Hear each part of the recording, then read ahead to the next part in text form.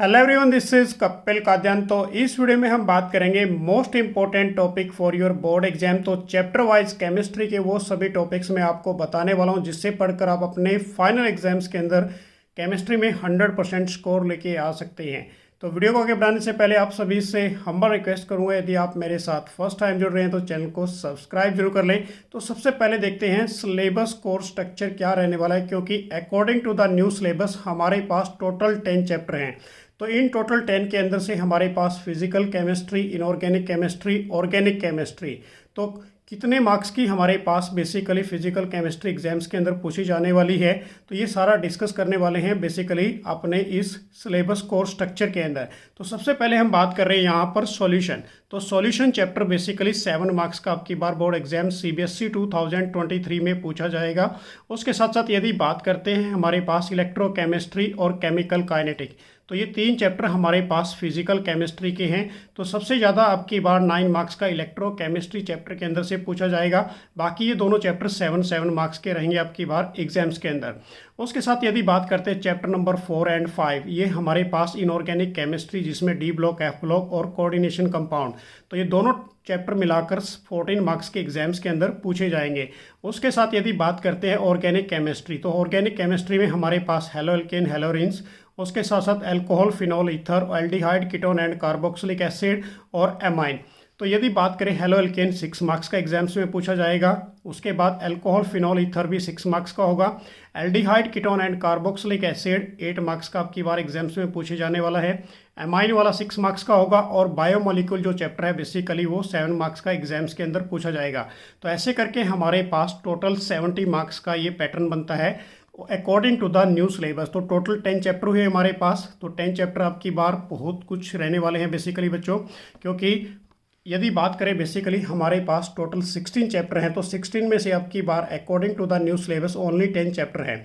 तो सबसे पहले हम बात करेंगे चैप्टर नंबर 1 सॉल्यूशन में से आपके लिए सबसे इंपॉर्टेंट टॉपिक्स कौन कौन से रहने वाले आपकी बार बोर्ड एग्जाम्स के अंदर।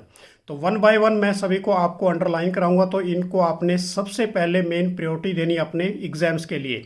तो हमारे पास जो मोस्ट इंपॉर्टेंट टॉपिक है इस चैप्टर के अंदर से वो सबसे इंपॉर्टेंट रहने वाला है बेसिकली रोल्स लॉ क्या होता है। रोल्स लॉ काफ़ी इंपॉर्टेंट टॉपिक रहेगा। उसके साथ साथ कोलिगेटिव प्रॉपर्टी, और कोलिगेटिव प्रॉपर्टी जो सबसे इंपॉर्टेंट है relative lowering of A vapour pressure, elevation of boiling point and osmotic pressure.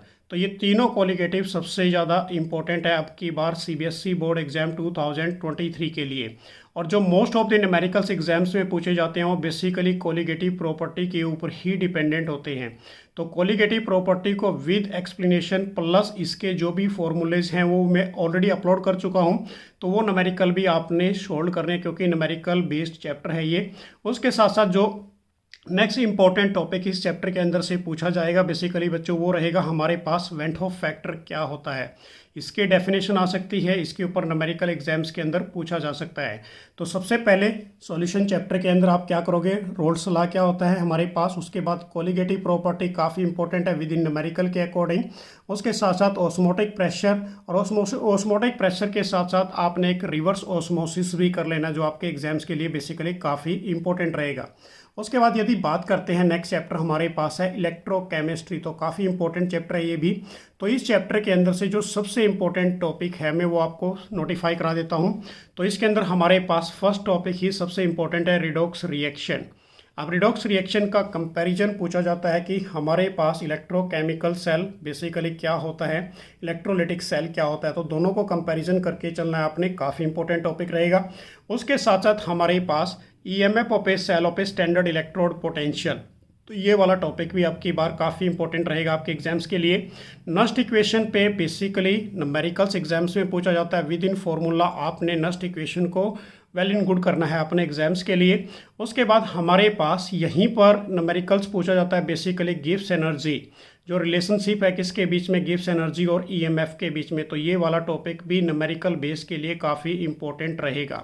उसके साथ साथ यदि बात करें इलेक्ट्रोकेमिस्ट्री में हमारे पास बच्चों यहाँ पर ये छोटी छोटी बातें हैं बेसिकली जो हर बार एग्जाम्स के अंदर पूछी जाती है। Specific and molar conductivity and variation of A conductivity with concentration, तो ये वाला टॉपिक हर साल एग्जाम्स में अंदर हमेशा पूछा जाता है। लास्ट ईयर भी एग्जाम्स में पूछा गया था, आपकी बार भी आपको प्रिपरेशन करनी है इसकी।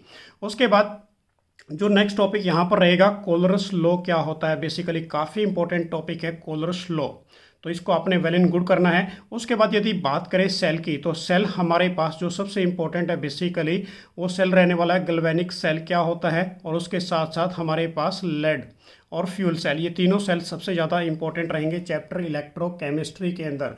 तो ये टॉपिक्स आपने वेल एंड गुड करने हैं अपने एग्जाम्स के लिए। नेक्स्ट हमारे पास जो चैप्टर है बेसिकली फिजिकल केमिस्ट्री का ही, केमिकल काइनेटिक। तो केमिकल काइनेटिक के अंदर जो सबसे इंपॉर्टेंट टॉपिक हर बार एग्जाम्स के अंदर पूछा जाता है वो है factor affecting the rate of a reaction, जिसमें कंसंट्रेशन, टेम्परेचर और कैटलिस्ट की बात होती है। उसके बाद ऑर्डर एंड मोलिकुलरिटी, डिफरेंसेस भी पूछा जाता है, ऑर्डर निकालना आ सकता है, मोलिकुलरिटी क्या होती है, कोई भी रिएक्शंस आपको दे दी जाएगी तो मोलिकुलरिटी आपको बतानी होगी।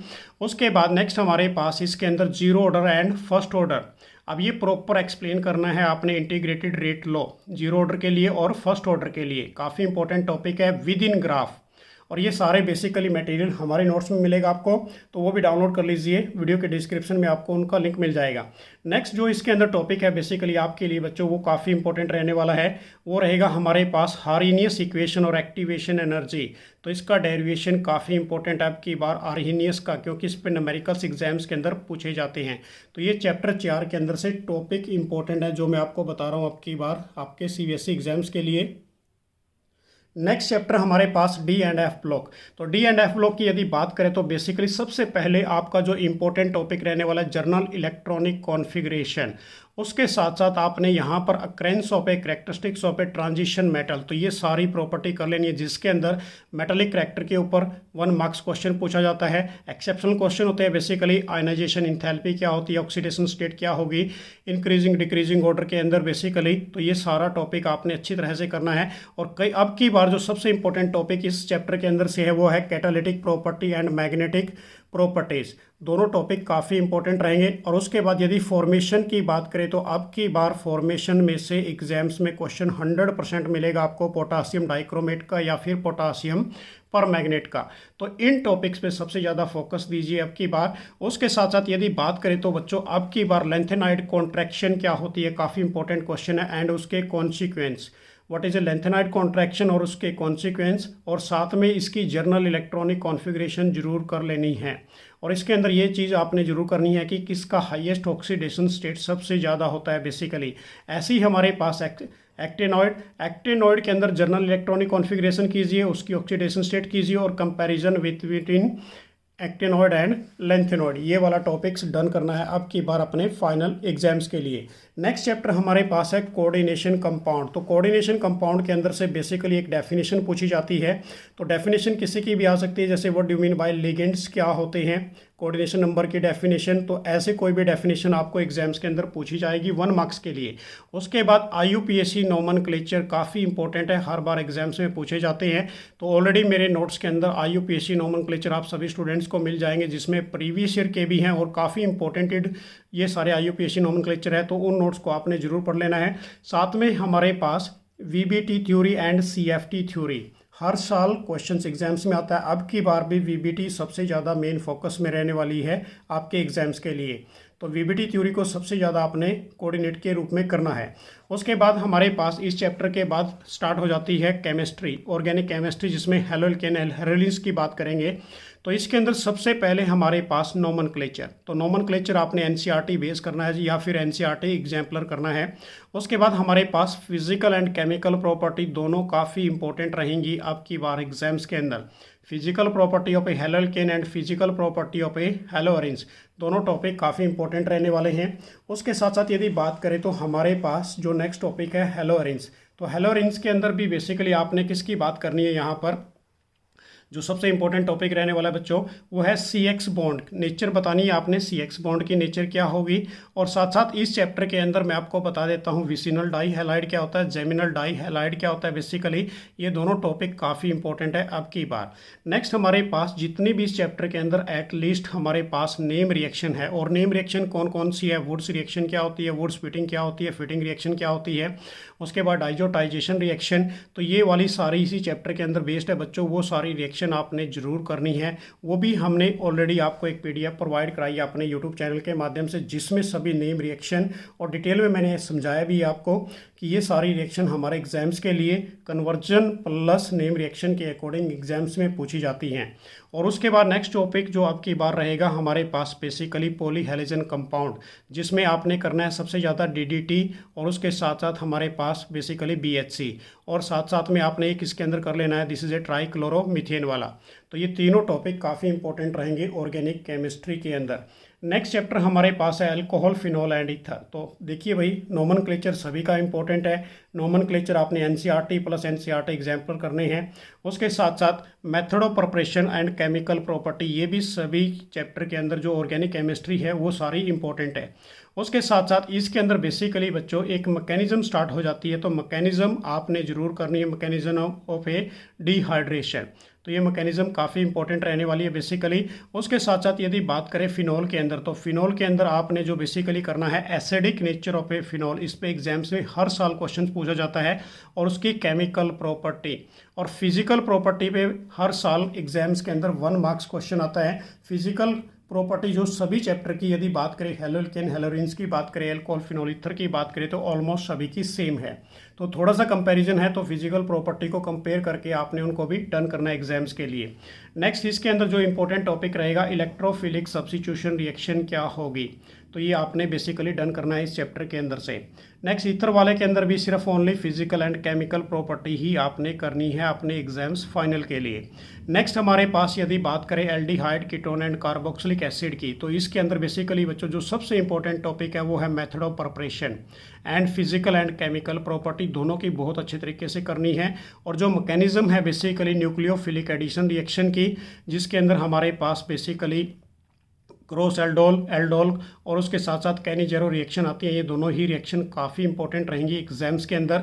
और साथ में मैं आपको बता देता हूँ इसी के अंदर एग्जाम्स में क्वेश्चन पूछा जाता है अमोनिया डेरिवेटिव, जो न्यूक्लियोफिलिक एडिशन रिएक्शंस के अकॉर्डिंग आता है, तो वो भी आपने एग्जाम्स के लिए डन करना है, वो भी आपके लिए काफ़ी इंपॉर्टेंट रहेगा अब की बार। नेक्स्ट हमारे पास जो इसी के अंदर टॉपिक है कार्बोक्सिलिक एसिड, तो कार्बोक्सिलिक एसिड के अंदर जो सबसे इंपॉर्टेंट टॉपिक है basically method of preparation and chemical property, दोनों ही टॉपिक काफ़ी इंपॉर्टेंट रहेंगे एग्जाम्स के अंदर अब की बार।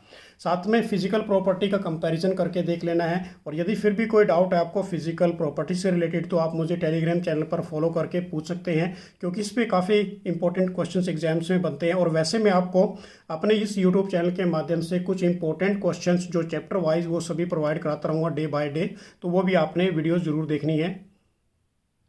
तो एमाइन वाले चैप्टर में बेसिकली ये 6 मार्क्स का आपकी बार बोर्ड एग्जाम्स में पूछा जाएगा। तो इसके अंदर जो सबसे इंपॉर्टेंट टॉपिक हमारे पास है बेसिकली एक तो नोमेनक्लेचर ऑफ ए एमाइन। अब इसमें प्राइमरी, सेकेंडरी और टर्सरी एमाइन की अलग अलग टाइप से नोमेनक्लेचर है, वो नोट्स में से आप पढ़ सकते हो। साथ में यदि बात करें बच्चों इसके अंदर फिजिकल एंड केमिकल प्रॉपर्टी, ये काफ़ी इंपॉर्टेंट रहेगी।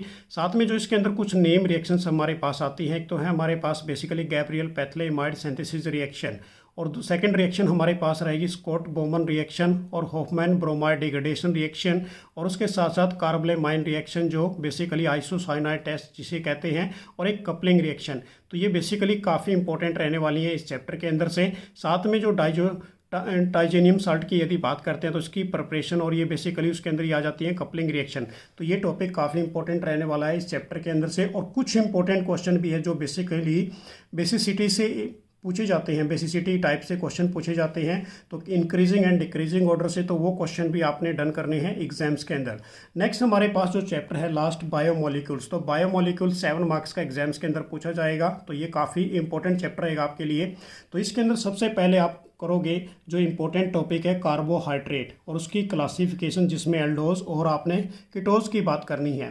साथ में इसी के अंदर बेसिकली बच्चों मोनोसेचराइड्स क्या होते हैं, जिसमें ग्लूकोज और फ्रक्टोज की दोनों ही टॉपिक काफ़ी इंपॉर्टेंट है। और उसके साथ साथ आपने डीएल जो कॉन्फ़िगरेशन है इसको भी आपने डन करना है। नेक्स्ट हमारे पास जो इसके अंदर जो पूछा जाएगा बेसिकली जो इम्पोर्टेंट टॉपिक है वो रहने वाला है आपका प्रोटीन। प्रोटीन के अंदर एलिमेंट्री आइडियाज़ बताने आपने बेसिकली अमीनो एसिड के पेप्टाइड्स बॉन्ड क्या होते हैं, पॉलीपेप्टाइड्स क्या होते हैं, प्रोटीन स्ट्रक्चर्स प्राइमरी सेकेंडरी और टर्सरी के लिए। तो ये वाला टॉपिक वेल एंड गुड रहेगा आपकी बार आपके फाइनल एग्जाम्स के लिए।